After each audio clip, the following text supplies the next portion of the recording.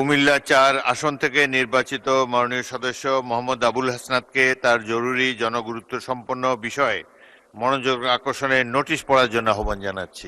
ধন্যবাদ মাননীয় স্পিকার।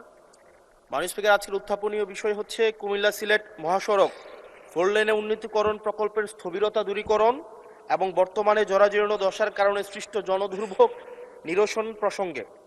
মাননীয় স্পিকার, কুমিল্লা সিলেট মহাসড়কটি দেশের দক্ষিণ পূর্বাঞ্চলের সাথে উত্তর পূর্বাঞ্চলের সংযোগকারী প্রধান অর্থনৈতিক করিডোর।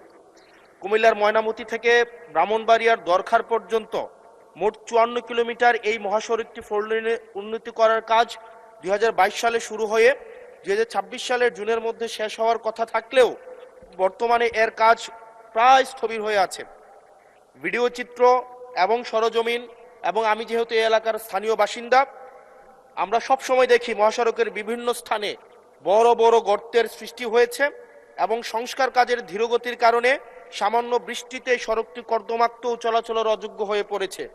বিশেষ করে ময়নামতি, কংসনগর, জাফরগঞ্জ, দেবিদ্বার, কোম্পানিগঞ্জ, মাধবপুর বাজার এলাকায় প্রতিদিন ঘন্টার পর ঘন্টা দীর্ঘ ভয়াবহ যানজট সৃষ্টি হচ্ছে এবং এই বর্ষাকালে খানাখন্দরের সাথে এখন যুক্ত হয়েছে এক ধরনের মরণফাঁদ। প্রতিদিন কোনো না কোনো দুর্ঘটনা ঘটছে। এই মহাসড়কটি ধারণ ক্ষমতার কয়েক গুণ বেশি যানবাহন বহন করায় এবং রাস্তার প্রশস্ততা যেহেতু কিছু গত সপ্তাহে উল্লেখ করেছি মাত্র 18 ফুট হওয়ায় নিয়মিত প্রাণঘাতী দুর্ঘটনা ঘটছে। একটা রিপোর্ট দিয়ে রাখি, গত এক বছরে 100রও বেশি মানুষ এই রাস্তায় দুর্ঘটনায় মারা গিয়েছে। মাননীয় স্পিকার, দক্ষিণ পূর্ব এশিয়ার 5টি দেশের সঙ্গে উপ আঞ্চলিক সংযোগের এই গুরুত্বপূর্ণ রুটটি বর্তমানে চরম জনদুর্ভোগের কারণ হয়ে দাঁড়িয়েছে। অতএব বিষয়টি অত্যন্ত জনগুরুত্বপূর্ণ বিধায় মাননীয় মন্ত্রী মহোদয় প্রকল্পের কাজ দ্রুত বাস্তবায়নে কি কার্যকর পদক্ষেপ নিচ্ছেন এবং বর্তমানে মহাসড়কের জরাজীর্ণ অংশগুলো জরুরি ভিত্তিতে মেরামতের জন্য কোনো পরিকল্পনা আছে কিনা তা সংসদকে অবহিত করার জন্য সবিনয় অনুরোধ জানাচ্ছি এবং স্পেসিফিকভাবে মাননীয় মন্ত্রী আপনি উল্লেখ করবেন কিনা সে বিষয়টি আপনার কাছে সবিনয় অনুরোধ জানাচ্ছি। ধন্যবাদ মাননীয় স্পিকার। মাননীয় সদস্য ধন্যবাদ।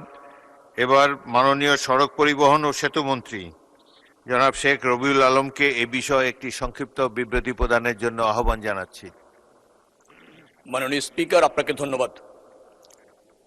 মাননীয় সংসদ সদস্য, কুমিল্লা সিলেট মহাসড়কের 4 লেনে উন্নতিকরণ প্রকল্পের স্থবিরতা দূরীকরণ এবং জরাজীর্ণ দশার সমাধান চেয়েছেন।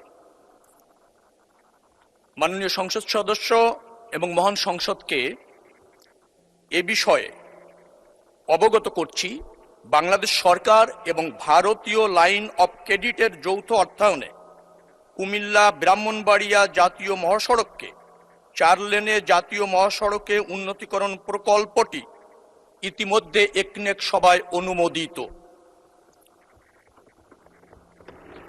প্রকল্পটির মোট ব্যয় 7,188 কোটি 66 লক্ষ টাকা। জিওবি ফান্ড থেকে 4,378 কোটি টাকা এবং প্রকল্পের ভারতীয় সহায়তায় লাইন অফ ক্রেডিটের আওতায় 2,810 কোটি 65 লক্ষ টাকা বরাদ্দ ছিল। বিগত মার্চ মাসের 2025 সালে ইআরডি এবং ভারতীয় লাইন অফ ক্রেডিট কর্তৃপক্ষের সাথে দ্বিপক্ষীয় পর্যালোচনা সভা অনুষ্ঠিত হয়। এই সভায় সিদ্ধান্তের পরিপ্রেক্ষিতে প্রকল্পটি থেকে ভারতীয় লাইন অফ ক্রেডিটের প্রকল্পের তালিকা থেকে বাদ দেওয়া হয়েছে। এই অবস্থায় প্রকল্পের মূল পূর্ত কাজে জন্য কোনো বৈদেশিক অর্থায়ন এই মুহূর্তে নেই। মহাসড়কটিকে জিওবি অর্থায়ন অথবা কোনো বৈদেশিক অর্থায়নের উন্নয়নের বিষয়ে যাচাই করা হচ্ছে। মাননীয় সংসদ সদস্য জেনে খুশি হবেন, 82.68 কিলোমিটারের জাতীয় মহাসড়কটি ব্রাহ্মণবাড়িয়া হতে সরাইল পর্যন্ত প্রায় 28 কিলোমিটার অংশ বর্তমানে জাতীয় মহাসড়কের উন্নয়ন প্রকল্পের আওতায়। উভয় পাশে ধীর গতির যানবাহনের জন্য পৃথক লেন সহ 4 লেন বাস্তবায়ন বিভাগীয় শহর চট্টগ্রাম এবং সিলেটের মধ্যে সড়ক যোগাযোগ নিরাপদ এবং উন্নত হবে। সুপারভিশনের জন্য পরামর্শক প্রতিষ্ঠান নিয়োগ করা হয়েছে। পরামর্শক প্রতিষ্ঠানের প্রকল্প মহাসড়কের ডিজাইন চূড়ান্ত করা চলছে। 82.68 কিলোমিটারের সড়কটিকে অধিকতর ক্ষতিগ্রস্ত অংশ, যেটা মাননীয় সংসদ সদস্য উল্লেখ করেছেন, বিশেষ করে দেবিদ্বারের শহর অংশ, কংসনগর, ভিংলাবাড়ি অংশ, সব মিলিয়ে 804 মিটার দৈর্ঘ্য রিজিড পেভমেন্টের কাজ চলমান রয়েছে। এছাড়া পিরিয়ডিক মেইনটেনেন্স কর্মসূচির আওতায় ময়নামতি, কংসনগর, ফুলগাছতলা, দেবিদ্বার, কোম্পানিগঞ্জ, ভিংলাবাড়ি, কাঠেরপুল ও কুঠিচৌমনি অংশে আরও 1845 মিটার সড়ক অংশ 10.30 মিটার প্রশস্তকরণের প্রকল্পের আওতায় রিজিড পেভমেন্টের নির্মাণের জন্য দরপত্র মূল্যায়ন প্রক্রিয়াধীন রয়েছে। এছাড়া কুমিল্লা থেকে দেবিদ্বার অংশ 20 কিলোমিটার 34 ফিট প্রশস্তকরণের জন্য ইতিমধ্যে রক্ষণাবেক্ষণ খাত হতে কার্যক্রম গ্রহণ করে দরপত্র আহ্বান করা হয়েছে। আশা করা যায় মহাসড়কটিতে অধিকতর ক্ষতিগ্রস্ত অংশের রিজিড পেভমেন্ট সহ প্রশস্তকরণের কাজ খুব শীঘ্রই শুরু হবে এবং এই অঞ্চলে মানুষের যে দুর্ভোগ আছে তা অতি সত্বর লাঘব হবে। ধন্যবাদ মাননীয় স্পিকার। ধন্যবাদ মাননীয় মন্ত্রী। মাননীয় সদস্য মোহাম্মদ আবুল হাসনাত এ ব্যাপারে একটি প্রশ্ন করতে পারেন। মাননীয় স্পিকার, একদম ছোটবেলা থেকেই আমরা এই মহাসড়ক দিয়ে যাতায়াত করি এবং সারা বছর ব্যাপী এই রাস্তায় আমরা দেখি কেউ না কেউ মাপতেছে, কেউ একটু ইট আনতেছে, কেউ একটু বাইপা যাইতেছে এবং আমরা সারা বছর একটা ফিল থাকে এই রাস্তার কাজ এই বুঝি এই মাসে হয়ে যাবে, ওই মাসে হয়ে যাবে। এবং এটা মোটামুটি আজকে আমার জীবদ্দশায় আমি 20 বছর ধরেই দেখে আসতেছি মাননীয় স্পিকার।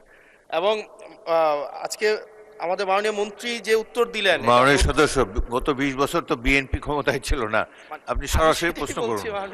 স্পিকার, তো এখন এমনি কুমিল্লা নিয়ে কিন্তু বিগত সরকারের একটা অ্যালার্জি ছিল, কুমিল্লার শুনলে একটা অ্যালার্জি, এবং এই সংসদেও কুমিল্লাকে কটাক্ষ করা হয়েছে মাল্টিপল টাইমস। এবং কুমিল্লা একটা স্বনির্ভর একটা উপজেলা শুধুমাত্র রেমিটেন্স যোদ্ধাদের কারণে, কারণ আমাদের মাইক্রো ইকোনমিটা ভালো, বিদেশে মানুষ থাকে মধ্যপ্রাচ্যে বিশেষ করে, এবং যেহেতু এখানে লিকুইডিটি ফ্লোটা ভালো, মাইক্রো ইকোনমিটা ভালো। কিন্তু আমরা যদি এই ইনফ্রাস্ট্রাকচারের অবস্থা দেখি, বাংলাদেশের সবচেয়ে বাজে ইনফ্রাস্ট্রাকচার হচ্ছে আমাদের কুমিল্লাতে। আজকে মাননীয় মন্ত্রী যে উত্তর দিলেন, এই উত্তর আমাকে অনেক বেশি আশাহত করেছে। এটা হচ্ছে, হবে, কবে হবে, কোনো স্পেসিফিক উত্তর মাননীয় মন্ত্রী মহোদয়ের কাছ থেকে আমি পাই নাই। আমি মাননীয় মন্ত্রী স্পেসিফিকভাবে বলবেন কি কবের মধ্যে আমরা এই মহাসড়কটি প্রশস্ত হবে এবং একটা গাড়ি আরেকটা গাড়িকে ক্রস করার জন্য দুর্ঘটনার শিকার হবে না। বাচ্চারা, মাননীয় স্পিকার আপনাকে জানিয়ে রাখি, এখানে 100-র বেশি আমাদের শিক্ষা প্রতিষ্ঠান এই রোডের আশেপাশে আছে। এখন প্রতিনিয়ত যে দুর্ঘটনাগুলো ঘটছে, এটির দায়ভার কে নিবে? আমরা এই অঞ্চলটা, আমার এখানে 5টা এমপি আছে, আমি যেই রাস্তার কথা বলছি ওই রাস্তার 5টা এমপি আজকে এখানে বসা আছে। ধন্যবাদ। সবাই আমাদের এলাকার কাছে আমরা লজ্জিত। ধন্যবাদ মাননীয় সদস্য। মাননীয় মন্ত্রী।